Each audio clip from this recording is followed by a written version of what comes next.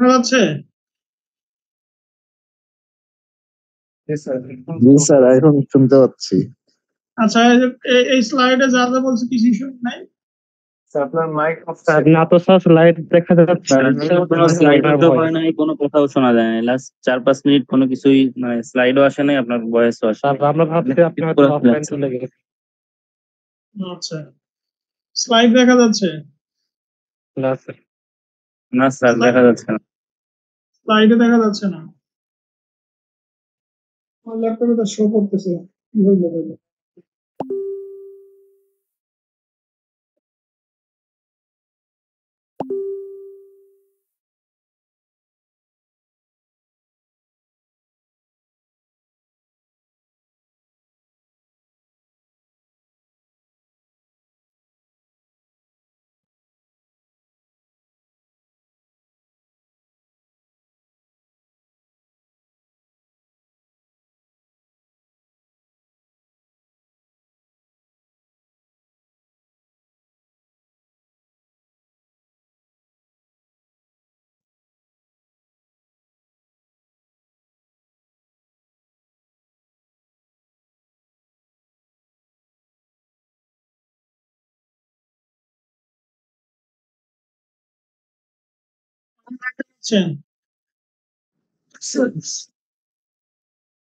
Response করবেন, এই কথা স্লাইড না দেখলে সাথে সাথে রেসপন্স।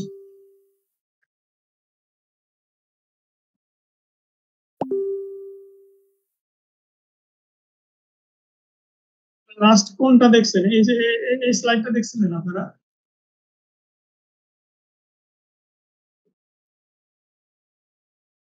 এখানে বলছি হচ্ছে what would happen if greenhouse does not exist. এটা যখন পড়েছি তখন শুনছেন? না স্যার। যে এগুলো পড়েছি, এটা পড়াইলাম, এটাও পড়েছি, এটা যখন পড়েছি শুনছেন কিনা বলেন? স্যার এটা শুনিনি, এটা থেকে শুনিনি। আচ্ছা, এটা আর শুনেন নাই? কিন্তু অনেকক্ষণ ধরে শুনেন, 10 মিনিট।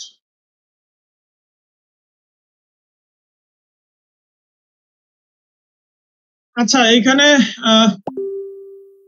যেটা বলা আছে যে গ্রিন হাউস যদি আমাদের আসলে না থাকে, ডাজ নট এক্সিস্ট, তাহলে আমাদের কি হবে? ঠিক আছে, কি হবে? যেমন বলা আছে equilibrium of incoming and outgoing radiation. আমাদের পৃথিবীর মধ্যে কি লাইট আসে, সেটা হচ্ছে ইনকামিং রেডিয়েশন, আবার এখান থেকে বের হয়ে যায়, সেটা হচ্ছে আউটগোয়িং রেডিয়েশন। এই দুটার মধ্যে একটা ইকুইলিব্রিয়াম অবস্থা থাকে সবসময়, যে কারণে আমাদের পৃথিবী হচ্ছে হ্যাবিটেবল, বসবাসের উপযোগী। ঠিক আছে, এবং উইথ অ্যান অ্যাভারেজ টেম্পারেচার 13.8 থেকে 15.2 ডিগ্রি সেলসিয়াস অ্যাকর্ডিং টু নাসার এই ডাটা অনুযায়ী এখন আমাদের পৃথিবীর অ্যাভারেজ টেম্পারেচার হচ্ছে ডিগ্রি, যেখানে বাংলাদেশির হচ্ছে আছে 42। এরপরে বলা আছে without this atmospheric equilibrium earth would be as cold as lifeless as its moon or as blazing hot as Venus. তো দুইটা জিনিসের সাথে কম্পেয়ার করছে যে মুন কি, মুন হচ্ছে কোল্ড। এর কারণ কি, যে মুনের চারপাশে কোনো অ্যাটমসফিয়ার নাই, বা মুনের যেহেতু অ্যাটমসফিয়ার নাই, তাহলে এখানে কোনো গ্রিন হাউস গ্যাসও নাই, বা কোনো গ্রিন হাউস ইফেক্টও হয় না। সো চিন্তা করেন, আমাদের পৃথিবীর চারপাশে যদি অ্যাটমসফিয়ার না থাকতো, আমাদের সূর্য রশ্মি আসতো, আসার পরে যত হিট হইতো, এই হিট সব কি বাইরে চলে যেত, মহাশূন্যে চলে যেত। প্লাস আমাদের যে ন্যাচারাল বডি টেম্পারেচার, এই বডি টেম্পারেচারও কি হইতো, ধীরে ধীরে চলে যেত, তাই না? টেম্পারেচার রিলিজ করা শুরু হইতো আমাদের পৃথিবী থেকে। সো অ্যাটমসফিয়ার থাকার কারণে কি হতে পারে না, এখন এই টেম্পারেচার বাইরে বের হতে পারে, একটা ইকুইলিব্রিয়াম অবস্থা বজায় থাকার সিস্টেম। আর যদি অ্যাটমসফিয়ার না থাকতো, আমাদের সব টেম্পারেচারই পৃথিবী থেকে বের হওয়া শুরু হইতো, বা বের হয়ে যেত, আমাদের পৃথিবী দিন দিন ঠান্ডা হইতো। ঠিক আছে, ধীরে ধীরে জমে যাইতো বা ঠান্ডা হয়ে কোল্ড হইতো, এবং মুনের মতো হইতো। মুনের এখানে বলা আছে -243 ডিগ্রি ফারেনহাইট মুনের টেম্পারেচার, অথবা -153 ডিগ্রি সেলসিয়াস মুনের টেম্পারেচার। পৃথিবীও এরকম হয়ে যেত। এবার আসেন যে সেটা হওয়ার চান্স খুব একটা নাই, আমাদের পৃথিবীতে যেহেতু অ্যাটমসফিয়ার আছে, এবং দিন দিন আরো এটা টেম্পারেচার বাড়তেছে। সো যেটা আমাদের চান্স বেশি, সেটা হচ্ছে ভেনাসের মতো হইতে। যেমন ভেনাস কেন টেম্পারেচার বেশি? ভেনাসের temperature 462 degree Celsius, 67 degree Fahrenheit. কেন? কারণ হচ্ছে ভেনাসের যে চারপাশে অ্যাটমসফিয়ার, এটা ভেরি ডেন্স, এত বেশি ডেন্স বা এত বেশি ঘনত্ব, যেটার কারণে দেখা যায় যে টেম্পারেচার কি হয়, সবই এনট্রপিক, সবই আটকে। আমাদের অ্যাটমসফিয়ার যদি এরকম হয়, আমরা যদি আরো বেশি বেশি কার্বন ডাইঅক্সাইড গ্যাস ছেড়ে দেই, যদি গ্রিন হাউস গ্যাসের পরিমাণ আরো বাড়তে থাকে, তাহলে এই অ্যাটমসফিয়ারের ডেনসিটি আরো বেড়ে যাবে। আলটিমেটলি আমাদের হিট তত বেশি ট্র্যাপিং হবে, এনট্রপিং আটকে পড়বে, টেম্পারেচারও দিন দিন বাড়বে। সো একসময় এরকম ভেনাসের মতো হইতে, সেই জন্য বলা হচ্ছে গ্রিন হাউস না হওয়াও খারাপ, আবার অতিরিক্ত হইলেও খারাপ। সো একটা ইকুইলিব্রিয়াম কন্ডিশন বজায় থাকা আমাদের জন্য জরুরি। ঠিক আছে, ইকুইলিব্রিয়াম অফ ইনকামিং এবং আউটগোয়িং রেডিয়েশন, এটা হচ্ছে আমাদের। গ্রিন হাউস গ্যাসের কারণে কি কি ইম্প্যাক্ট হয়, কি কি ক্ষতি হয়, যেমন বলা আছে direct effects on temperature rise due to increase on amount of green house gas. Green house gas carbon dioxide যত বাড়বে, আমাদের আর্থের টেম্পারেচার দিন দিন তত বাড়বে। সহজ হিসাব, গ্রিন হাউস গ্যাস বাড়লে অ্যাটমসফিয়ারের ডেনসিটি বাড়বে, অ্যাটমসফিয়ারের ডেনসিটি যত বেশি হবে, অ্যাটমসফিয়ার তত বেশি লাইট বা হিটকে ভিতরে আটকে রাখবে। সো টেম্পারেচার ইনক্রিজ হবে, টেম্পারেচার ইনক্রিজ হলে আমাদের গ্লোবাল ওয়ার্মিং। ঠিক আছে, আপাতত বাংলাদেশ ওয়ার্মিং হচ্ছে, বাট ইন ফিউচারে দেখা গ্লোবালি এটা warming. Rise of sea level due to melting glacier and ice cap. সমুদ্রের মধ্যে বা মহাসাগরের যে গ্লেসিয়ার আইস ক্যাপ আছে, এগুলা যত টেম্পারেচার বাড়বে কি হবে, গলা শুরু হবে, মেল্টিং হওয়া শুরু হবে। মেল্ট হয়ে কি হবে, আইস থেকে পানিতে কনভার্ট হবে। সো পানি যখন বাড়বে, তখন আমার সমুদ্রের যে পানির লেভেল, পানির উচ্চতা, এটা বেড়ে যাবে। সো সি লেভেল বেড়ে যাবে। Depletion of ozone layer. Ozone layer কোন জিনিস? আমাদের এটার দিকে দেখেন, আমাদের পৃথিবী এটা, এটার পরে হচ্ছে অ্যাটমসফিয়ার। অ্যাটমসফিয়ার আমাদের পাঁচটা জিনিস: troposphere, stratosphere, mesosphere, thermosphere, exosphere. এই জিনিসগুলো আমার অ্যাটমসফিয়ারের অংশ। ঠিক আছে, যে ট্রোপোস্ফিয়ার অঞ্চলে মেঘ থাকে, গ্যাস থাকে, ট্রোপোস্ফিয়ার অঞ্চল দিয়ে বিমান চলে। এরপরে যে মেসোস্ফিয়ার অঞ্চল দিয়ে যে দেখেন স্যাটেলাইট চলে, বঙ্গবন্ধু স্যাটেলাইট বলেন বা যে স্যাটেলাইট গুলো বলেন, এই কক্ষপথে বেশি। যাক, যেটা বোঝাতে চাচ্ছি যে আমাদের দেখেন এই ট্রোপোস্ফিয়ার এবং স্ট্র্যাটোস্ফিয়ারের মাঝখানে ট্রোপোস্ফিয়ারের থিকনেস খুব একটা বেশি না, এখানে 20 কিলোমিটারের মতো মনে হয় বলা আছে, 20 কিলোমিটার। এরপরে হচ্ছে 50 কিলোমিটার স্ট্র্যাটোস্ফিয়ার, এরপরে 90, সম্ভবত এটা 90 কিলোমিটার হচ্ছে মেসোস্ফিয়ার। হচ্ছে যে স্ট্র্যাটোস্ফিয়ার এবং ট্রোপোস্ফিয়ারের মধ্যে দেখেন একটা সাদা লেয়ার আছে, এটাকে বলা হয় ওজোন লেয়ার। ওজোন লেয়ারের কাজ কি? আমাদের সানলাইটে কি থাকে, ভিজিবল থাকে এবং ভিজিবল লাইটও থাকে, আবার ইউভি লাইটও থাকে। এই যে ইউভির মধ্যে ইউভি বি এবং ইউভি সি, এই দুটো হচ্ছে সবচেয়ে বেশি ক্ষতি আমাদের শরীরের জন্য। এটা আমাদের স্কিনে আসলে স্কিনের ক্যান্সার তৈরি করবে, স্কিনের বিভিন্ন ডিজিজ তৈরি করবে। সো এই ক্ষতিকর ইউভি রশ্মিকে ওজোন লেয়ার কি করে, প্রোটেক্ট করে। প্রোটেক্ট করে বাকি অংশটা, ভিজিবল লাইট এবং ইউভির যে বাকি অংশ যেটা ক্ষতি করে না, সেই অংশটা। ঠিক আছে, ওজোন লেয়ার হচ্ছে ফিল্টারের মতো কাজ করে। এটা দিন দিন যত ডিপ্রেশন হবে, ক্ষয় হতে থাকবে, আমাদের জন্য তত ক্ষতি বাড়বে। Worsening of health effects and spreading of disease. গরমে আমাদের হেলথ ইফেক্ট এটা অনেক বেশি ক্ষতিগ্রস্ত হয় বা বিভিন্ন ডিজিজ ছড়ায়। আপনারা শুনে থাকবেন যে গরমেই আমাদের ডায়রিয়া বলেন, ম্যালেরিয়া বলেন, কলেরা বলেন, ডেঙ্গু বলেন, এগুলো হচ্ছে গরমেই বেশি হয়। শীতকালে ডেঙ্গু হয়েছে আমরা শুনি না হয়তো, বা শীতকালে কলেরা বা ডায়রিয়া হইলেও কম, বাট সেটা গরমে অনেক বেশি হয়। Disruption of water cycle. ঠিক আছে, ওয়াটার সাইকেল, পানি চক্র মানে কি? পানি চক্র মানে হচ্ছে যে একটা সমুদ্র বা নদী থেকে পানি হচ্ছে বাষ্প হয়ে ক্লাউডে কনভার্ট হয়, এটাকে বলা হয় ইভাপোরেশন। ইভাপোরেশন হবে, তারপরে সেটা হচ্ছে ক্লাউডে কনভার্ট হইলো, এটাকে বলা হয় কনডেনসেশন। জমে ক্লাউডে কনভার্ট হয়ে যায়, মেঘে পরিণত। এরপরে সেখান থেকে আবার বৃষ্টি হয়, মেঘে মেঘে বাড়ি খেয়ে বা পেটন খেয়ে বা সংঘর্ষ হয়ে সেখান থেকে বৃষ্টি নামে, এটাকে বলা হচ্ছে প্রেসিপিটেশন। সো এই যে বৃষ্টি হয়ে আবার পানি হচ্ছে নদীতে চলে আসে, নদী থেকে আবার সেই টোটাল যে সাইকেল, এই সাইকেলটা ডিসরাপ্ট কিভাবে ডিসরাপ্ট হয়? ফর এক্সাম্পল ধরেন আমাদের ঢাকায় নয় কার্বন ডাইঅক্সাইড বেশি, বা ঢাকাতে না হয় আমাদের কি বলে গাছপালা কম, এই কারণে আমাদের টেম্পারেচার বেশি। চুয়াডাঙ্গা, যশোর, কুষ্টিয়া ওদের কথা চিন্তা করেন, পাবনা, মেহেরপুর এদের কথা চিন্তা করেন, গ্রামে তো গাছপালা কম নাই, তুলনামূলক বেশি আছে আমাদের শহরের তুলনায়। গ্রামে এত গাড়ি নাই, এত রাস্তা নাই, কার্বন ডাইঅক্সাইড গ্যাস, তাহলে গ্রামে চুয়াডাঙ্গায় কেন বেশি টেম্পারেচার? এটার কারণ কি? এটার কারণ হচ্ছে ওই এলাকাতে নদী নাই, বা নদী থাকলেও নদী শুকিয়ে গেছে, নদীতে পানি নাই। তার কারণ আপনারা জানেন যে আমাদের ইন্ডিয়া, আমরা আসলে ইন্ডিয়াকে অনেকভাবেই দোষাই, তাই না? আসলে যে ঠান্ডা মাথায় চিন্তা করলে যে ইন্ডিয়া যদি আমাদেরকে বিভিন্ন ভাবে আটকে দেয়, আমরা কিন্তু আসলে অচল হয়ে যাবো, ঠিক আছে? অচল হয়ে যাবো। কারণ আমরা হচ্ছে তাদের পেটের মধ্যে বাস করি, চারপাশে ইন্ডিয়া একজনের পেটের মধ্যে বাস করে তার সাথে টক্কর দেওয়াটা আসলে যে মানে কি বলে এটা বোকাদের কাজ আর কি। সো এক্সাম্পল একটা দেখায় যে ওই যে তিস্তা নদীর পানি তারা আটকায় দিছে, তাই না? তিস্তা নদীর পানি, তিস্তায় তো না, তিস্তায় মনে হয় সেই নদীর পানি তারা ব্লক করে দিছে, ছাড়ে না, তাদের নিজেদের কাজে ইউজ। আগে এটা রেগুলার তারা ছেড়ে দিত, এখন হচ্ছে সেটা তারা আটকায় রাখছে বা নিজেদের প্রয়োজন ইউজ।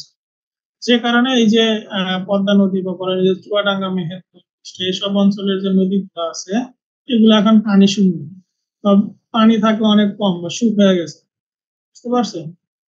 সো তাহলে আমার এই যে সূর্যের যে সানলাইট যেটা আসতেছে, সানলাইটটা আসবে পৃথিবীতে, কিয়ামত হওয়া পর্যন্ত সানলাইট আসবে। তো সূর্য রশ্মি কি করবে? নদীতে যখন সে পানি পায় না, সে কি বাষ্প করতে পারে? পানি যখন বাষ্পীভূত বন্ধ হয়ে যায়, বাষ্প হচ্ছে না পানি যখন, তখন এই সানলাইট বাধ্য হয়ে কি করে? আমাদের মানুষের শরীর থেকে পানি বের করা শুরু করে। সেই জন্য আমরা এত ঘামি বাংলাদেশ। নদী নালা ইম্পর্টেন্ট, নদী হবে, নদী থেকে বাষ্প হবে, বাষ্প থেকে আবার বৃষ্টি হয়ে আবার সেখানে নদীতে আসবে। So এখন পানি বাষ্প হচ্ছে না, বৃষ্টিও হচ্ছে না, যে কারণে আলটিমেটলি পানি বাষ্প হবে কিভাবে, কারণ নদী পানি নাই। সো যে কারণে আমাদের টেম্পারেচার কিন্তু দিন দিন বেড়ে যাচ্ছে, এটা হচ্ছে, ঠিক আছে? সেই যে ওয়াটার সাইকেল একটা ইম্পর্টেন্ট জিনিস, ঠিক আছে? এরপরে হচ্ছে challenges to agriculture and food supply. আপনারা হয়তো শুনে থাকবেন যে গরমকালে যত বেশি টেম্পারেচার জমি জমাতে খরা হয়ে যায়, জমির মাটি ফেটে চৌচির হয়ে যায়, জমিতে পানি কমে যায়। সো এগ্রিকালচার কি ব্যাহত হবে, চ্যালেঞ্জের মুখে পড়বে, এগ্রিকালচার চ্যালেঞ্জের মুখে পড়বে। গাছপালা এত টেম্পারেচারে হয়তো বাঁচবে না, ধানের ফলন কমে যাবে। আলটিমেটলি আমাদের যে ফুড সাপ্লাই আছে, ফুড সাপ্লাইটাও চ্যালেঞ্জের, সাপ্লাই আমরা হচ্ছে সমস্যার সম্মুখীন হবো ইন ফিউচার, ঠিক আছে? এই হচ্ছে আমাদের গ্রিন হাউসের ইম্প্যাক্ট। ওয়ে টু রিডিউস, আমরা কি করলে গ্রিন হাউসের এই সমস্যাকে আমরা রিডিউস করতে পারি? Way to reduce the greenhouse impact, green house gas, green house ইফেক্টকে আমরা কিভাবে কন্ট্রোল করতে পারি? ইউজ লেস এনার্জি, ইলেকট্রিসিটি বলা আছে যে ইলেকট্রিসিটি জেনারেট করতে গিয়ে আমরা কয়লা পুড়াই। সো কয়লা পুড়াইলে ইলেকট্রিসিটি জেনারেট, কয়লা পুড়াতে গিয়ে আমাদের, বা ডিজেল পুড়াই, ডিজেল পুড়াও আমরা ইলেকট্রিসিটি জেনারেট করি, এগুলো করতে গিয়ে আমাদের কার্বন ডাইঅক্সাইড, ঠিক আছে? এরপরে আমরা বাসা বাড়িতে অনেক বেশি ইলেকট্রিসিটি ইউজ করি, এলইডি বাল্ব বলেন বা আমাদের হচ্ছে ফ্যান, এই যে এত বেশি ইলেকট্রিসিটি জেনারেট এনার্জি ইউজ থেকে আমাদের এই বিষয়, যেমন বলা আছে রিপ্লেসিং ইনক্যান্ডিসেন্ট লাইট। আগের যুগে ইনক্যান্ডিসেন্ট 60 টাকা বা 70 টাকায় 60 ওয়াটের বা 50 ওয়াটের লাল কালারের light, red orange orange colour. So এই লাইট গুলা, এগুলোকে বলে ইনক্যান্ডিসেন্ট লাইট, এগুলাতে ইলেকট্রিসিটি কস্ট অনেক বেশি। এখন অবশ্যই এলইডি লাইট ইউজ হয়, এলইডি তে ইলেকট্রিসিটি কস্ট অনেক কম, ঠিক আছে? সেরকম বলা আছে যে এলইডি ইউজ এগুলোর পরিবর্তে adding insulation to your home walls, আমাদের হোম ওয়াল বাসা ওয়ালে ইনসুলেশন ইউজ করা উচিত। তো ইনসুলেশন ইউজ করলে কি হবে, আমাদের রুম একবার ঠান্ডা হওয়ার, ধরেন আপনি সকালে এসি ছাড়ছেন, এসি ছেড়ে রুমকে আপনি ঠান্ডা করে ফেলছেন, এটা দেখবেন যে বিকাল বা দুপুর পর্যন্ত থেকে যায়, কারণ আপনার ওয়ালে ইনসুলেশন আছে, ইনসুলেশন আপনার এই টেম্পারেচার বাইরে বের হতে পারতেছে না। বাট ইনসুলেশন না থাকার কারণে আমাদের এসি বন্ধ করার 20 মিনিট হয়ে যাবে, রুম গরম। ঠিক আছে, সো বারবার এসি ছাড়তে হয়, বারবার ইলেকট্রিসিটি কস্ট হচ্ছে। স্মার্ট থার্মোস্ট্যাট, থার্মোস্ট্যাট হচ্ছে এসি এর মতো ইকুইপমেন্ট, বাট এসি দিয়ে আমরা শুধু ঠান্ডা করি, আর থার্মোস্ট্যাট দিয়ে হচ্ছে আপনি গরমকালে রুম ঠান্ডা করতে পারবেন, শীতকালে রুমকে আপনি ঠান্ডা থেকে গরম করতে পারবেন। স্মার্ট থার্মোস্ট্যাট আমরা ইউজ করতে পারি। গ্রিন রুফটপ, আমাদের বাসা বাড়ির ছাদে যদি আমরা সবুজ রুফটপ তৈরি করি, তাহলে আমাদের সূর্যের যে লাইট সেটা আমাদের বাসার ভিতরে কম আসবে, বাসার ভিতরে কম আসলে আমাদের টেম্পারেচারটা ভিতরে কম অনুভূত করে। সো ইলেকট্রিসিটিও আমার এখানে save. Generate electricity without emission, যে এমিশনের কথা বললাম যে আমরা ডিজেল বা কয়লা পুড়াইয়া এমিশন করি কার্বন ডাইঅক্সাইড। সো আমরা কি করতে পারি, রিনিউয়েবল এনার্জি ইউজ করতে পারি, যেমন সোলার এনার্জি, ঠিক আছে, জিওথার্মাল এনার্জি বা ওয়াইন টারবাইন, আমরা টারবাইন ঘুরায় বাতাসের সাহায্য নিয়ে টিডাল এনার্জি, সমুদ্রের স্রোতকে কাজে লাগায়, ওশিয়ান ওয়েভকে কাজে লাগায় হচ্ছে ন্যাচারাল প্রসেসের মাধ্যমে রিনিউয়েবল ইলেকট্রিসিটি তৈরি।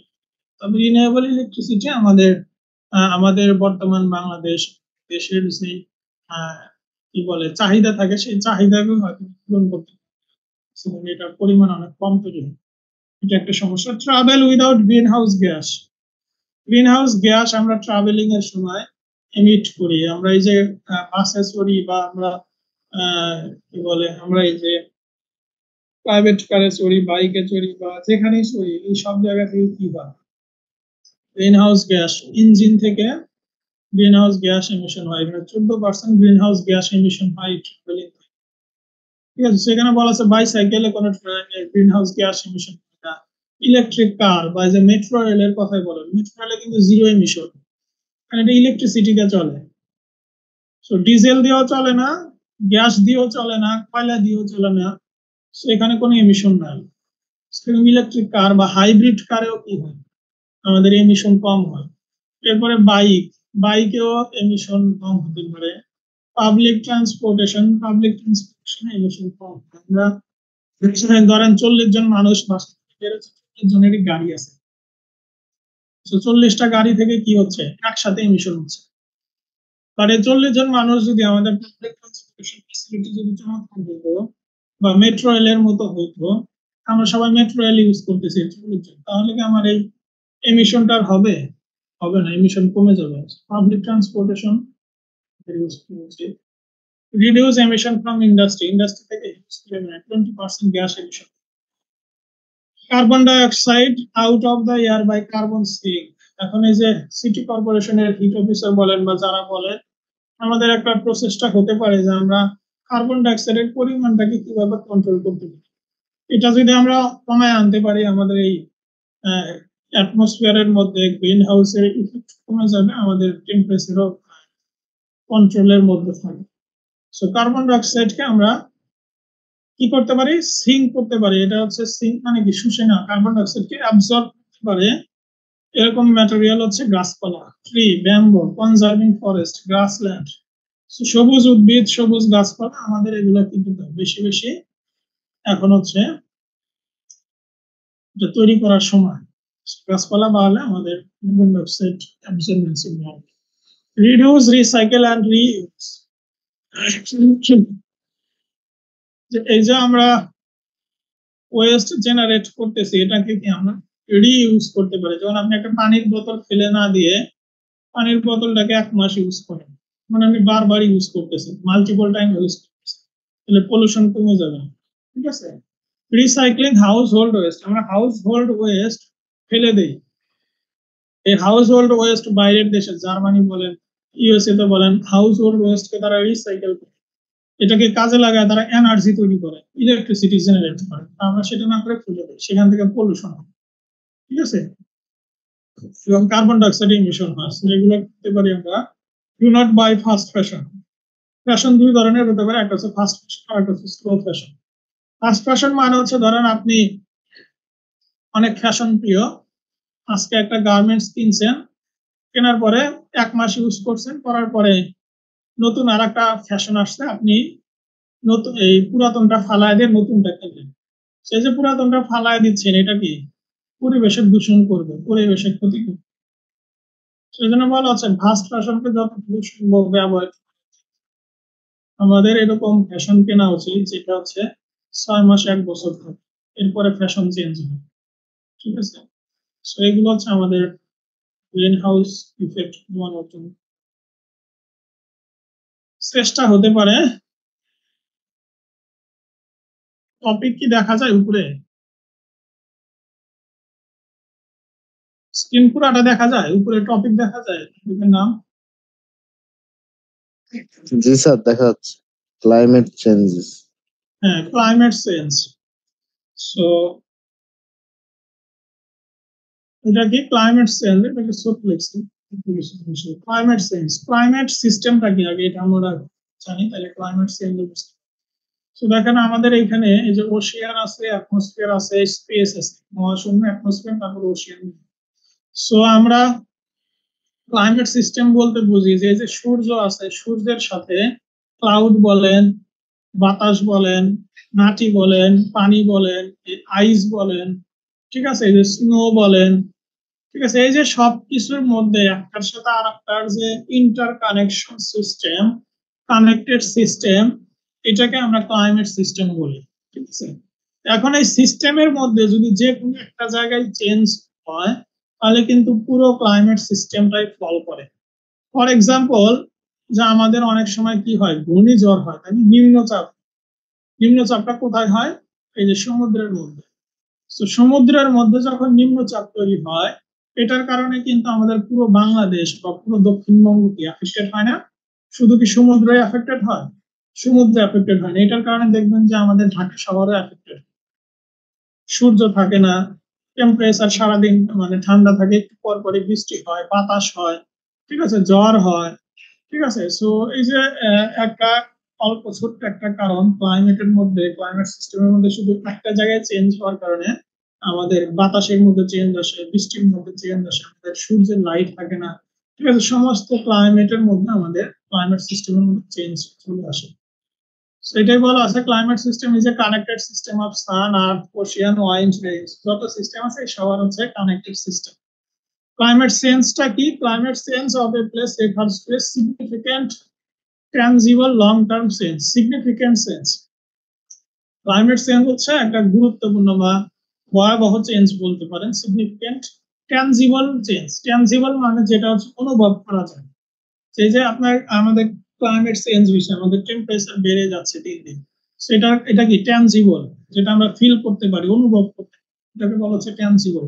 Long term change, long term কেন? যে একটা ক্লাইমেট একবার চেঞ্জ হইলে এটার এফেক্টেড দেখবেন যে 50 বছর, 100 বছর, 200 বছর চলতে থাকে, কন্টিনিউ হতে থাকে। সহজে এটা ক্লাইমেট একবার চেঞ্জ হয়ে গেলে এটাকে খুব সহজে আপনি কন্ট্রোল করতে পারবেন না। এটার ইফেক্ট, এটা যেমন এখন আমাদের টেম্পারেচার বাড়ছে, ক্লাইমেট বাড়ছে, গাছপালা লাগাইলে আজকে যদি আমি ঢাকায় 5 লাখ গাছ লাগাই, সামনের বছর কি টেম্পারেচার 30-এ নেমে আসবে? জীবনে আসবে না, গাছ তো ছোট। এর বড় হইতে তো মিনিমাম 5 বছর, 10 বছর সময় লাগবে। তার মানে কি আমাদের এই 15 বছর পরে গিয়ে হচ্ছে আমরা এটার বেনিফিট হচ্ছে অ্যাকচুয়ালি বেনিফিট হতে শুরু, আবার নাও পাইতে পারে। সো এই জন্য বলা হচ্ছে লং টার্ম চেঞ্জ, চেঞ্জ হওয়ার পরে এটা হচ্ছে আসলে আমাদের which can be described by temperature change। এটা কি রকম চেঞ্জ হতে পারে? যে টেম্পারেচার চেঞ্জ হতে পারে, যেমন আমাদের দেশে হচ্ছে অনেক দেশে রেইনফল ঘন ঘন হবে, যেমন আমাদের দেশে রেইন বৃষ্টি নাই। সি রাইস, সি লেভেল বেড়ে যেতে পারে, জমিতে খরা হতে পারে during several decades even a century, যেটার ইফেক্ট হচ্ছে সেঞ্চুরি যুগে থাকবে। What is global warming? Global ওয়ার্মিংটা কি? গ্লোবাল ওয়ার্মিং মানে হচ্ছে আমাদের slow increase in the average temperature. আমাদের যে পৃথিবীর যে এভারেজ যে টেম্পারেচার আছে 15 ডিগ্রি, এই টেম্পারেচার যদি স্লোলি ইনক্রিজ করা শুরু করে 15 থেকে 16, 16 থেকে 17, 18, তখন সেটাকে আমরা গ্লোবাল ওয়ার্মিং বলি। এরপরে বলা আছে how global warming instigates climate change. Global warming এর কারণে কিভাবে ক্লাইমেট চেঞ্জ, তিনটা পয়েন্টে বলা আছে যে যখন আপনার গ্লোবাল ওয়ার্মিং হবে তখন কি হবে, heats of the solar radiation more water evaporates, সমুদ্র বা নদী নালা থেকে তত বেশি পরিমাণে পানি ইভাপোরেশন হবে। সো পানি যত বেশি ইভাপোরেশন হবে, বাষ্প হবে, আমাদের হেভি রেইনফল হবে, বৃষ্টিও তত বেশি হবে, মেঘ বেশি হবে, বৃষ্টি তত বেশি হবে। সো গ্লোবাল ওয়ার্মিং এর কারণে হেভি রেইনফল হবে, রেইনফল ঘন ঘন হবে। এরপরে গ্লোবাল ওয়ার্মিং এর কারণে আইস ক্যাপ এবং গ্লেসিয়ার যেগুলো আছে, স্নো যেগুলো আছে, এগুলো গলে যাবে, গলে গেলে সমুদ্রের যে পানির উচ্চতা এটা বেড়ে যাবে। এরপরে changing in temperature changes the great patterns point, বাতাসের মধ্যে পরিবর্তন হবে, বাতাসের গতিবেগে পরিবর্তন আসলে সেটাকে আমরা বলি নিম্নচাপ। ঠিক আছে, সমুদ্রে বাতাসের যে স্বাভাবিক গতিবেগ সেটা যখনই কম বেশি হয় সমুদ্রের সারফেসে, তখনই হচ্ছে ওই জায়গাতে নিম্নচাপ তৈরি। সো ক্লাইমেট চেঞ্জের কারণে বা গ্লোবাল ওয়ার্মিং এর কারণে এই যে ওয়াইন্ডের প্যাটার্নে চেঞ্জ আসবে এবং বিভিন্ন নিম্নচাপ বা ঘূর্ণিঝড় বা আইলা বিভিন্ন রকমের সমস্যা তৈরি হবে। সো এটাই বলা আছে, monsoon in Asia and rain and snow around the world also making drought and unpredictable weather more. So জমিতে খরা হতে পারে এবং অপ্রত্যাশিত ওয়েদার বেশি বেশি। সো গ্লোবাল ওয়ার্মিং এর কারণে এনভায়রনমেন্ট হিউম্যান হেলথ কি এফেক্টেড হয়, তাই না? সো প্রথম যে পয়েন্টটা দেওয়া আছে দেখেন, বলা আছে average temperature in many reason has been increasing in recent decade. আমাদের সময়ের সাথে সাথে আমাদের পৃথিবীর এভারেজ টেম্পারেচার কি দিন দিন বাড়তেছে। যেমন এই গ্রাফটাতে বোঝানো আছে যে এটা কত সাল, 1880, এবং এখন হচ্ছে 2020, মাঝখানে হচ্ছে 140 বছর, তাই না? 140 বছরে দেখেন আগে টেম্পারেচার -2 তে ছিল, পয়েন্ট -0.2, মানে ধরেন যদি এই যে এই লাইনটা, স্ট্রেট লাইনটা যদি 15 হয়, 15 ধরেন, 15 থেকে 0.2 মাইনাস করেন, তাহলে 14.8 ছিল 1880-তে। সেখান থেকে 2020-এ এসে কত হবে, এখানে 6 বা 0.8 বেড়ে গেছে। ঠিক আছে, মানে এখন হচ্ছে 15.8। তাহলে সেই যে মাঝখানে টেম্পারেচার 1 ডিগ্রি সেলসিয়াস বা 0.8 ডিগ্রি সেলসিয়াস কি লাস্ট 150 বছরে পৃথিবীর average temperature 0.8 degree Celsius increase করছে। সেটা বলা আছে near future average temperature 1.4 degree Celsius বা 5.8 ডিগ্রি সেলসিয়াস পর্যন্ত বাড়তে পারে, সেটা আমাদের জন্য অ্যালার্মিং। এরপরে many countries have experienced increasing in rainfall particularly in the countries situated in mid to high latitude. So mid to high latitude মানে হচ্ছে যে আর্থের একদম উত্তরের দিকে হচ্ছে হাই ল্যাটিটিউড, তারপরে মিড ল্যাটিটিউড, আর পৃথিবীর মাঝ বরাবর যারা থাকে তাদেরকে লো ল্যাটিটিউড এরিয়া বলে, তারপরে মিড, তারপর আবার হাই। সেই জন্য বলা হচ্ছে যে হাই ল্যাটিটিউড এবং মিড ল্যাটিটিউডে যারা বসবাস করে ওই দেশগুলোতে ঘন ঘন বৃষ্টি হবে ক্লাইমেট চেঞ্জের কারণে। ক্লাইমেট চেঞ্জের কারণে জমিতে খরা হয়, জমিতে খরা হয়, জমি ফেটে যায়, জমির মধ্যে পানি থাকে, এই জমিতে কি কোনো কিছু চাষ করা যায় না। এরপরে বন্যা হয়, ক্লাইমেট চেঞ্জের কারণে বন্যা হবে, বন্যা হয়ে দেখেন সব বাড়িঘর, বিশেষ করে যাদের বাড়ি জামালপুরে বন্যা বেশি হয়, তাই না? কুড়িগ্রামে বন্যা বেশি হয়। ঠিক আছে, আমার বাড়ি সিরাজগঞ্জ, আমার এলাকাতেও বন্যা হয়, বাট কম আপনাদের তুলনায়। সো এই জায়গাগুলো হচ্ছে কি হবে, এই যে বাড়ি হচ্ছে ঘর বাড়ি পানির নিচে চলে যাবে। এরপরে 4 নম্বর পয়েন্টে বলা আছে সি লেভেল যদি রাইজ করে, যেমন 2100 সালের মধ্যে, মানে 2100 সাল থেকে আগামী 80 বছরের মধ্যে 2.88 ফিট, মানে প্রায় 3 ফিট সমুদ্রের পানির উচ্চতা বেড়ে যাওয়ার একটা আশঙ্কা আছে। সমুদ্রের পানির উচ্চতা যদি বেড়ে যায়, সমুদ্রের আশেপাশে যেসব প্রসিদ্ধ শহর আছে, নগরী আছে, যেমন আমাদের দেশে সমুদ্রের আশেপাশে কি আমাদের নর্থ বেঙ্গল পুরাটা, এরকম সমুদ্রের আশেপাশে, ওশিয়ানের আশেপাশে অনেক প্রসিদ্ধ শহরে, আমেরিকা, ইউরোপের বিভিন্ন প্রসিদ্ধ শহর, তারা কি করবে, এই পানির নিচে চলে যাবে। ঠিক আছে, সমুদ্রের পানির উচ্চতা বেড়ে গেলে সেটা তার কমার চান্স নাই, তখন এই অবস্থায় দাঁড়াবে ক্লাইমেট চেঞ্জের কারণে। স্টর্ম হবে, বেশি বেশি ঘূর্ণিঝড় হবে। এখানে বলা আছে যে 1970-এর আগে ঘূর্ণিঝড় কম হইতো, বাট 1970-এর পর থেকে বাংলাদেশ বলেন বা এশিয়া কান্ট্রি গুলাতে বেশি বেশি ঘূর্ণিঝড়, এটাই ক্লাইমেট চেঞ্জের কারণে। মানে ধরে নেওয়া যাচ্ছে যে আমাদের ক্লাইমেট অলরেডি সেই 1970 বা আরো 30-50 বছর আগে ক্লাইমেট চেঞ্জ হয়ে গেছে, ঘূর্ণিঝড় হয়, বৃষ্টি হয়। এরপরে এটা হচ্ছে effect on human health. Human হেলথের উপরে ক্লাইমেট চেঞ্জ কিভাবে হয়, বিভিন্ন ডিজিজ হয়, মসকিটো, মশা ছড়ায়, গরমে দেখবেন মশা বেশি, সেই মসকিটোর কারণে বিশেষ করে চিকুনগুনিয়া, ডেঙ্গু এই টাইপের মশা বেশি। সো এইখানে আমাদের গরমকালে বিভিন্ন disease, malaria, filariasis, Lyme disease হতে পারে, টিকবোর্ন। টিকবোর্ন এক ধরনের ম্যাটেরিয়াল, মানে পোকার মতো, যারা কামড়ালে হচ্ছে শরীরে ডিজিজ, ঠিক আছে, ডেঙ্গু হয়, ইয়েলো ফিভার হয়। একটা ছবি দেওয়া আছে যে আমাদের ক্লাইমেট চেঞ্জের কারণে কি কি হয়। ক্লাইমেট চেঞ্জের কারণে সিভিল কনফ্লিক্ট। সিভিল কনফ্লিক্ট মানে হচ্ছে মানুষ ঘর বাড়ি ছাড়া হয়, ঘর বাড়ি হারায় ফেলে। সো ঘর বাড়ি হারাইলে কি, তার ডিসপ্লেসমেন্ট হবে। সেই যে দেখেন বব ঘুরে রাস্তাঘাটে ঘুরে বেড়ায় বাড়ি ছাড়া। স্টর্ম এবং ফ্লাডিং হবে, মানুষের কি হয়, ফ্লাডিং এর সময় কি মানুষ ঘর বাড়িতে থাকতে পারে, ডিসপ্লেসমেন্ট হয়। ঘূর্ণিঝড়ের সময় মানুষ তার নিজের বাড়িতে থাকতে পারে। এরপরে ডিজিজ ট্রান্সমিশন হয়, ক্লাইমেট চেঞ্জ হলে বিভিন্ন ধরনের ডিজিজ। হিট ওয়েভ হয়, যেমন এখন হচ্ছে, হিট ওয়েভের কারণে আমাদের মানুষ মারা যায়। এয়ার পলিউশন হয়, এয়ারের মধ্যে পলিউশন বেশি হয়, ঠিক আছে। এরপরে দূষিত হবে, এরপরে ফুড সাপ্লাই কমে যাবে। ফুড সাপ্লাই কমে গেলে ম্যাল নিউট্রিশন হবে আমাদের মানুষের মধ্যে। এয়ার পলিউশন হলে রেসপিরেটরি ডিজিজ হবে, শ্বাস প্রশ্বাসের ডিজিজ হবে। এই ডিজিজ ট্রান্সমিশন বিভিন্ন পোকামাকড়ের কারণে আমাদের ইনফেকটিয়াস ডিজিজ হবে। তো সবার আলটিমেট লোকেশন ইলনেস, মানুষ অসুস্থ হয়ে যাবে, ইনজুরি হবে, যেখানে এটা হচ্ছে খবরের মানুষ মারা যাবে। সেইভাবে আমরা হিউম্যান হচ্ছে অ্যাফেক্টেড হতে পারি। To a large extent public health depends on safe drinking water. আমরা হচ্ছে নিরাপদ পানির উপরে ডিপেন্ড করি। তো নিরাপদ পানি, ফ্রেশ ওয়াটার সাপ্লাই কি হবে, কমে যাবে, পানির লেভেল নিচে নেমে যাবে। এরপর 8 নম্বরে বলা আছে ওয়াটার কন্টামিনেশন হবে, পানি দূষিত হয়ে যাবে। আমাদের মাটির নিচের যে সোয়েজ সিস্টেম, এটা ড্যামেজ হয়ে যাবে। সো এখন 20 ফুট গভীর থেকে পানি পাই, তখন 100 ফুট গভীর থেকে আমরা পানি পাবো। সো পানি যদি আমাদের সমস্যা, আমাদের পানির সাথে যে মেজর ডিজিজ, ডায়রিয়া, কলেরা, সেইগুলো হচ্ছে আমাদের বেড়ে যাবে, ঠিক আছে। সেই হচ্ছে আমাদের লেকচার, আজকের লেকচার। এখানে কি আছে, একটা মোটিভেশনাল ওয়ার্ড আছে, great things never came from comfort zone. আপনি জীবনে যত মহৎ মহৎ জিনিস করবেন, এটা কখনোই আপনার কমফোর্ট বা আরাম আয়েসে হবে না। আপনি হার্ড ওয়ার্কিং করলে দেখবেন যে আপনার জীবনে গ্রেট জিনিসগুলো অর্জন। যেমন আপনাদের জন্য এখন গ্রেট থিংস হচ্ছে বিসিএস, তাই না? বিসিএস শোনার হবে,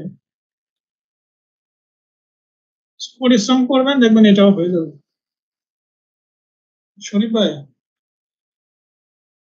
হ্যাঁ, না না না, আমি আজকে ক্যাম্পাসে নেই, ঠিক আছে। আচ্ছা, এই সময় তো নাই, অ্যাটেন্ডেন্স অ্যাটেন্ডেন্স দেন, সবাই আনমিউট করেন, শুরুর দিকে যারা আছেন তারা আনমিউট করেন।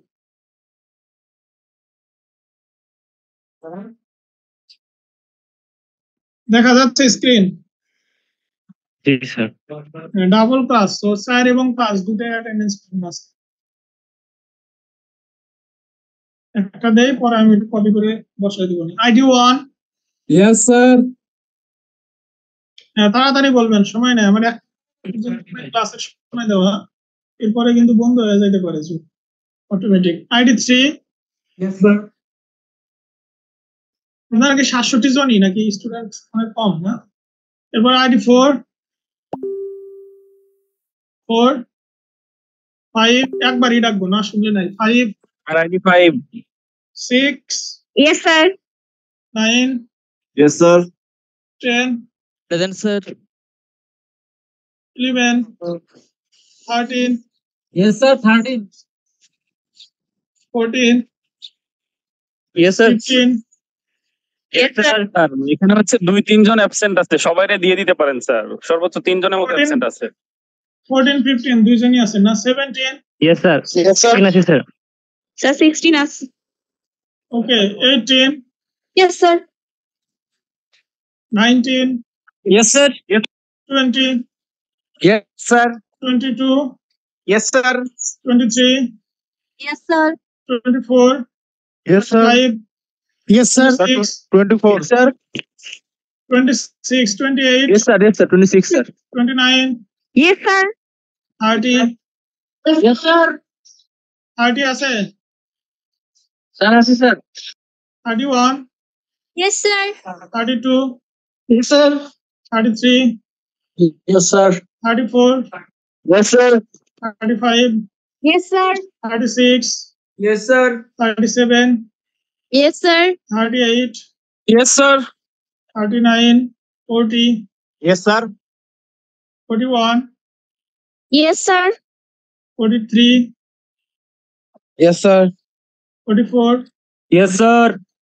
45, Yes, sir. 46, Yes, sir. 47, Yes, sir. 48, Yes, sir. 49, 50, Yes, sir. Calmo. Sorry. 52, It's one. 53, Yes, sir. যারা Sir. অ্যাটেন্ডেন্স দিছেন Or তারা একটু 52, mute sir. করেন। 54, Yes, sir. 52 present, sir. 57, Yes, sir. 52 দিছি, 52, Sir, 57. Sir, 57. হ্যাঁ, আপনারা দেখেন Yes, এখানে sir. আমি তো দিচ্ছি তো আমি 58 আপনারা দেখতে পাচ্ছেন তো 61, Yes, sir. 62, Yes, sir. Present মানে 1 আর অ্যাবসেন্ট মানে 0, 63, Yes, sir. 64, Yes, sir. এই যে এমনি জোহায়ের আক্তার রেইজড হ্যান্ড কি বলবেন বলেন, আনমিউট করেন করে বলেন। 65, Yes, sir. 67, 70, Yes, sir. 71, 70, 71 দুইজনই আছে, 72, Yes, sir.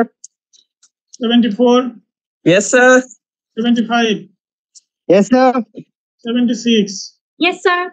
77, Yes, sir. 78, Yes, sir. 79, Yes, sir. 80, Yes, sir. ID 81, Yes, sir. 33, Yes, sir. 44, এই রেইজড হ্যান্ড যারা raised 44. 51, Yes, sir. 76, Riyad 29, Sir. Yes, sir. 76 আছে,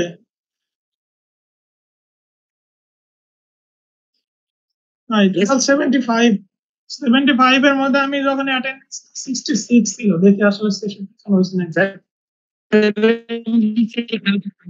Sir, 76 আর 67 আছে।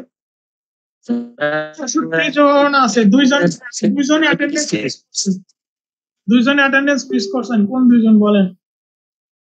Sir, 67 আর রিয়ার 76 তারা দুইজন আছে। ঠিক আছে, এই দুইজন 60,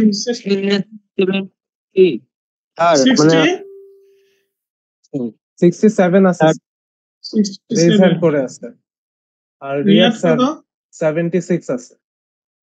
ঠিক আছে, এখন মিলছে 66 জন রয়েছে। ঠিক আছে, আমরা next 75 হচ্ছে, sir. Red next mark করে কেন হচ্ছে- স্যার? ওটা আমি রিমুভ করে দিব, এটা কিছু না। সো আমি হচ্ছে তাহলে নেক্সট মঙ্গলবারে আবার ক্লাস নিব। হিট ওয়েভ যদি থাকে অনলাইনে নিব, হিট ওয়েভ না থাকলে অফলাইন।